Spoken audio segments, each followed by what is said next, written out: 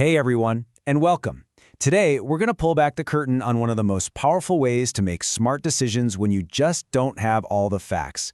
And don't worry, this isn't going to be some heavy math lesson. This is all about the simple, intuitive logic of using data to test a claim and figure out what's really going on. Let's jump in.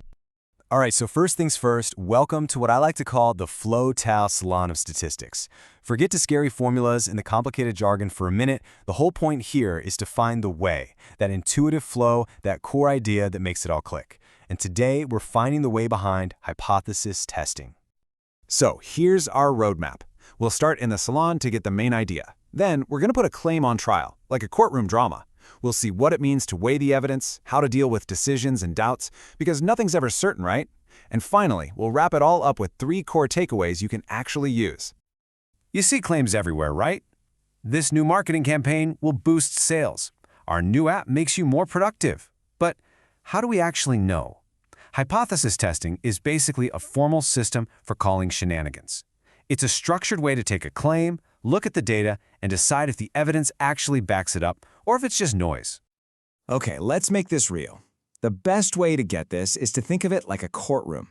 We've got a claim that's been made, we're going to put that claim on the witness stand, and we're the jury. Our job is to look at the evidence and deliver a verdict. So here's the claim on trial today. The average height of all university students is exactly 175 centimeters. Simple enough. In stats, we'd call this our hypothesis. It's a specific, testable statement, and it's the idea we're about to put under the microscope. Now, we can't possibly go out and measure every single university student on the planet. So what do? We take a sample. Let's say we grab 20 students at random. The big question, the whole point of this is this.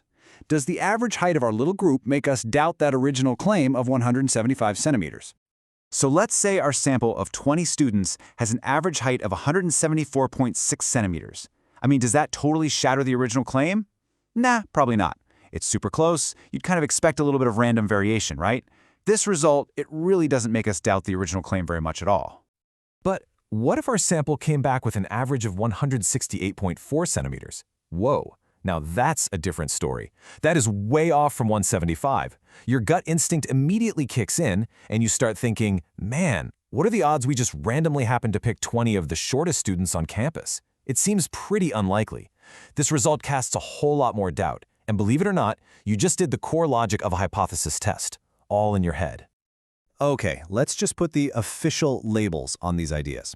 That initial claim, the status quo idea that the average height is 175 centimeters, we call that the null hypothesis. You can think of it as the default position. The idea we're challenging it with, that the average height is not 175 centimeters, that's the alternative hypothesis. And our whole job is to see if our evidence is shocking enough to make us reject that default null hypothesis. But here's the thing, how far away our sample is from the claim. That's only part of the story. There is another factor at play here that is absolutely huge, and that is the size of our sample. Let's check out a new example to see just how critical this is. All right, new case file. A researcher named Louisa claims that the average age of postgraduate students is 31. This is our new null hypothesis, our new default belief. So let's go gather some evidence and see what happens. Now check this out. The sample average is the same in both cases, 34. But look at the difference. If you get an average of 34 from just 5 students, it's not that convincing. It's totally possible you just happen to grab a few older students by chance. But getting that same average of 34 from a huge sample of 200 students, that is powerful. That is really convincing evidence. You'd feel much more confident that the true average probably isn't 31 after all.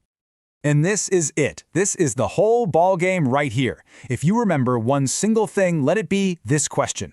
Every single hypothesis test, no matter how fancy, boils down to this. First, you assume the initial claim is true.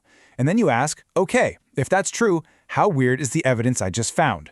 The weirder, the more extreme, the more surprising your sample is, the more you start to doubt that initial claim. So because we're just working with samples, we're dealing with probabilities, right? We can never be 100% certain about anything. So we need some rules of the road, a clear system for making a decision and for understanding the mistakes we might be making. And here's how we do it. We basically draw a line in the sand before we even collect our data. We decide ahead of time what's going to count as too extreme. If our sample result falls somewhere in the middle, this big exceptions region, we say, okay, Not surprising enough, we don't have enough evidence. But if our result lands way out in one of the tails, these rejection regions, we say, whoa, that's too unlikely, and we make the call to reject the original claim. Now, let's be super clear about our language here because it matters. We never ever say we prove anything. Statistics doesn't do proof, it does evidence. See, even a really extreme sample is still technically possible by pure random chance. It's just really, really unlikely. All we can ever do is decide if the evidence is strong enough for us to reject the claim. And that means, of course, there's always a chance we got it wrong. And that leads us to the two ways we can mess up. A type 1 error is a false alarm. It's when we reject the null hypothesis, we raise the alarm, but it was actually true the whole time. Oops. A type 2 error is a misdetection. That's when we failed to reject the null hypothesis even though it was totally false. The truth was staring us in the face and we missed it. And in the real world, we're always trying to balance the risk of making one of these two mistakes. Okay, we've covered a ton of ground, and we did it all without getting bogged down in formulas. So let's wrap this up. Let's distill everything down into 3 core ideas that really get to the heart of this way of thinking. All right, let's lock these in. Number 1, it always comes back to that one core question. Assuming the initial claim is true, how surprising is my sample? Number 2, evidence is relative. Its strength depends on 2 key things: how different your sample result is from the claim and how big your sample is. And number 3, we have to embrace uncertainty. We never prove anything for certain. We just manage the risk of a false alarm, a type 1 error, or a misdetection, a type 2 error. And this is so critical in business. A marketing team runs an ad. They see a tiny lift in sales. Is it real, or is it just random noise? They are desperate to avoid a type 1 error, a false alarm, and waste millions on an ad that doesn't work.